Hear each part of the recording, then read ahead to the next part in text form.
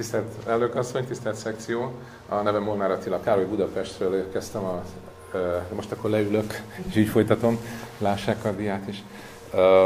Ötvös Loránd Tudományegyetem doktorandusz hallgatója vagyok, és egy kriminalandragógiai témával készültem a konferenciára. A tartalom szerint a börtön mint problémát nem fogom olyan mélyen kifejteni, ugyanígy a doktori kutatásomat sem fogom részletezni, viszont sokkal részletesebben szeretnék beszélni ennek a kutatásnak a előzetes vizsgálatáról, egy ilyen pilot kutatásról.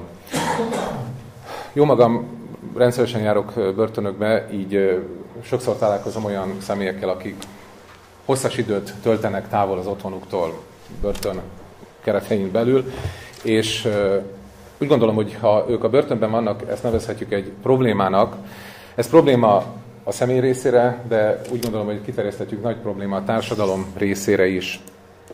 Hogy mekkora a probléma, ez néhány számmal könnyen érzékeltethető. Magyarországon pillanatnyilag 18 000 ember tölti szabadságvesztés büntetését. Ebben benne vannak az előzetes letartóztatottak is, akiknek még nincsen ítéletük, de ennyien vannak a börtönökben. Ez a szám úgy néz ki a grafikon szerint, ez friss 2016 nyárközépi adat, folyamatosan nő. Emögött több probléma van, több ok van.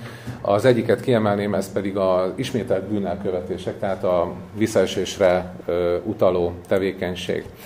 Ha az emberek a börtönben vannak, akkor valahol nincsenek, tehát a társadalomból hiányoznak bizonyos területekről. Főként úgy gondolom, nagyon nagy probléma, hogyha nincsenek a munkaerőpiacon, és nagyon nagy probléma, hogyha a családokból hiányoznak. Aki nem dolgozik, ugye nincsen létfenntartási esélye, aki pedig az a család, ahonnan egy keresőképes tag valahol messze egy börtönben tölti éveit, természetesen ott is negatívumként jelentkezik ez a család helyzetében. Ha az egyént tekintjük, sok olyan börtönártalom van, ezek a börtön diszfunkciós hatásai, amelyek közvetlenül hatnak az egyénre, jön a prizonizáció, ugye hozzászoknak a börtönhöz, eltanulják a rosszat egymástól, a depriváció, ugye ez a megfosztottság, ebben az esetben nem a szegénységről van szó, mint a szociológiában, inkább az, hogy megfosztják az embert a szabad idejétől, a szabad döntési jogaitól. A stigmatizáció is jelen van, ugye megbélyegződik az ember egy hosszas börtön lét után. Tehát a cél az lehetne, és ez az én célom is, hogy valahogyan elérni azt, hogy csökkenjen ez a börtönpopuláció. Én az andragógia módszereit szeretném használni erre a célra.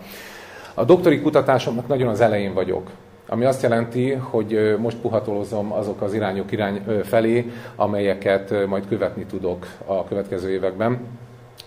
Van egy elméleti és van egy gyakorlati oldala. Az elméleti oldalt röviden összefoglalva érezni, hogy azért az andragógiát nagyon sok területről támogatják a társtudományok, ami azt jelenti, hogy például a jogtörténet ugye leírja, hogy mennyire sokat változott a büntetések iránti felfogás, mennyire humanizálódott az, hogy már nem a megbélyegzés, a megszégyenítés, a test feletti erőszak és a teljes uralom kihasználására épül, hanem inkább a fejlesztés, az emberek felkészítése egy időpontra, hogy a társadalomban visszatérés egy igazi szabadulás legyen mindenki számára. A kriminológia is a humanisztikus nézőpontokat vallja. Az andragógia azt mondja, hogy a felnőttek, ugye most már az felnőttek tekintetében a nevelés szót nem igen használjuk, de az iránymutatásra szükség lehet bizonyos speciális helyzetben levő felnőtteknek. A pszichológia szerint pedig nagyon fontos lehet az, és előremutató lehetőség a felnőttek fejlesztése irányában, hogy a gyerekkorban nem zárul be, a gyerekkor végével nem zárul be a személyiség fejlődésének a lehetősége. Még most is beleszólhatunk, segíthetünk a felnőttek növekedésében, a társadalmi helytállásában. És akkor eljutok a kutatás elővizsgálatához, amit gyakorlatilag még most is csinálok.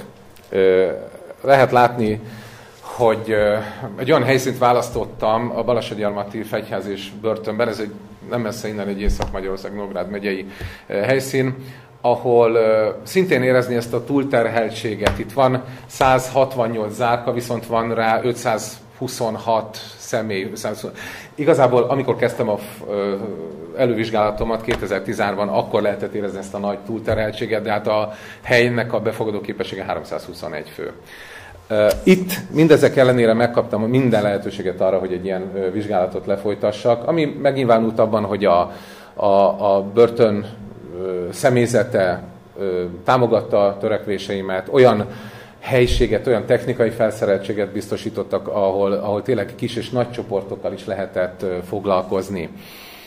Én a foglalkozások elején még azért, hogy az elméleti tudásbázisomban bővítést nyerjek, megkérdeztem néhány kompetens személyiséget a börtönben, így a parancsnokot, aki ráutalt arra, hogy az alapvető feladatok között tartja a fogvatartottak képzését, oktatását, a személyiségfejlesztését, ugye a pszichológián keresztül, és hát minden oda mutat, hogy szeretnék megelőzni a visszaeséseket. Nagyon sokan, több mint 50%-ban a szabadultak ismét bűnt követnek, és ismét bekerülnek a börtönbe nagyon hamar. Nagyon fontos a személyes példamutatás, a büntetésvégrehajtás osztályvezetője elmondta, hogy nagyon érzékenyek a fogvatartottak a jó szóra. Tehát nem csak kemény kézzel, hanem lágy szóval is lehet az emberekre hatni.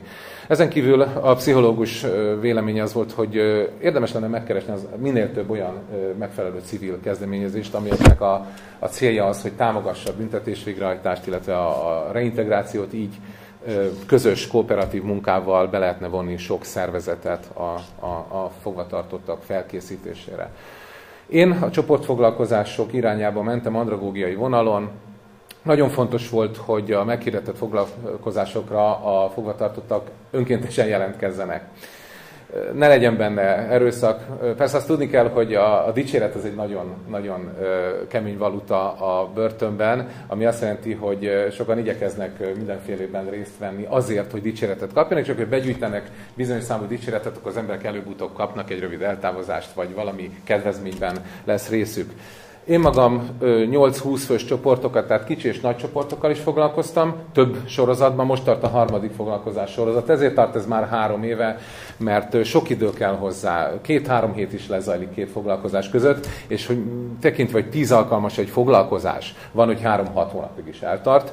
Alkalmanként 3-4 órában szoktunk összeülni, attól függ, hogy hogyan alakulnak a körülmények, és nagyon fontos, hogy mindig jelen volt a börtönpszichológus, mert hát bizonyos tekintetben mindjárt meglátják, hogy valamelyik foglalkozás igényli azt, hogy több tudományterület együttesen a képviselők összefogva dolgozzanak. Első foglalkozásként kijelöltük, vagy csoportformaként a beszélgetést.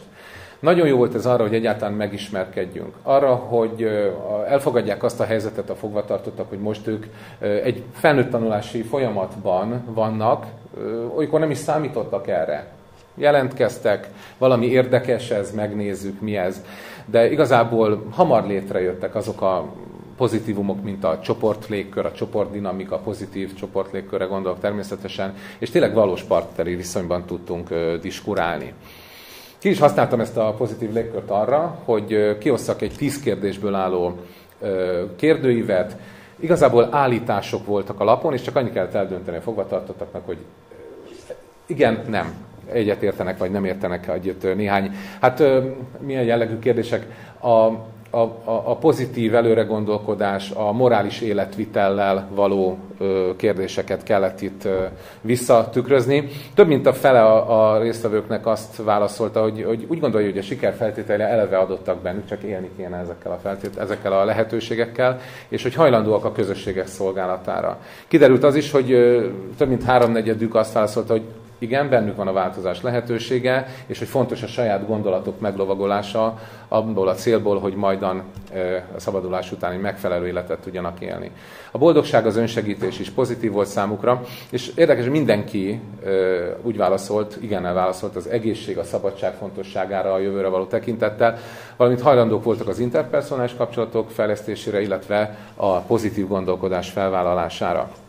Második formaként erre ráépítve, és használva ezeket a beszerzett információkat, készítettünk egy filmklubot. Arra szerződtünk a fogvatartottakkal, hogy alkalmanként megnézzünk egy-egy filmet közösen. Na most ezek gondosan válogatott játékfilmek voltak, melyekben nem csak a problémát lehetett megtalálni, hanem a probléma megoldására rendelkezésre álló alternatívákat is. Minden filmvetítés után beszélgetést kezdeményeztem a fogvatartottakkal, és így eljutottunk oda, hogy nagyon jó diskurzus alakult ki közöttünk, és egymás között is. Ez nagyon érdekes, mert a különböző zárkákból, helyről származó fogvatartottak nem mindig találják meg egymással a hangot először, sőt, elég nehéz dolog ez. 2. Ez a foglalkozás eredménye az volt, hogy a fogvatartottak nagyon szívesen gondolták, hogy részt fognak venni további foglalkozásokkal is, amit én szervezek a számukra. Meg volt már a bizalom. A következő volt a meditáció. Úgy gondoltam, hogy mivel a pszichológia kimondja, hogy az emberek az belső erejük fejlesztésével képesek messzire mutató változásokat létrehozni, ezért feltettük magunknak a kérdést, hogy tudunk-e együtt meditálni. Ez kisebb csoporttal ment, körbeelhelyezett székekkel, és sikerült. Annyit kell tudni, röviden mondom a meditációról, hogy van egy alfa szintre történő merülési időszak, aztán majd a béta szintre jövő kijövetel. A kettő között pedig van az úgynevezett gyakorlat. A pszichológia támogatja ezt nagyon nagy erővel, és a pszichológus is részt vett a foglalkozásokon. Én magam egy kellemes háttérzenét játszottam be egy hangszórón, közben pozitív mondatokat fogalmaztam a fogvatartottaknak, ők ezt meghallgatták, és magukban ismételgették. 5-10-15 perces foglalkozásokra gondoljanak. És ennek a visszajelzései a következők voltak. Megnyugodtak az emberek, úgy érzik, hogy a stressz csökkent bennük, elég nagy az agresszivitás a börtönben, nagyon sok rossz érzés, bizonytalanság van az emberekben, és úgy érezték, hogy a gondolataik is rendeződnek, valamint szívesen csinálják ezt a gyakorlatot önmaguk is a foglalkozáson kívüli környezetben. Úgy érzem, hogy nagyon jól egymásra épült a 3 foglalkozás, tehát a beszélgetés előkészítette a filmklubot, a filmklub a meditációt, egyre szervezettebb, egyre komplexebb volt ez a 3 foglalkozás egymásra épülve. Az időhiány most ezt nem mondom szóban, látják, hogy összefoglalásképpen, hogy miből indultam ki a börtön problémáiból, és hogy milyen andragógia eszközökkel, illetve a doktori kutatásommal szeretnék egy programot fejleszteni, amely által a fogvatartottak is nagy valószínűséggel könnyebben jutnak és hamarabb jutnak el arra a pontra, hogy kimondható rájuk, hogy felkészültek a társadalomba való visszakerülésre. Köszönöm a figyelmüket, és várnám a témában megfogalmazott kérdéseket.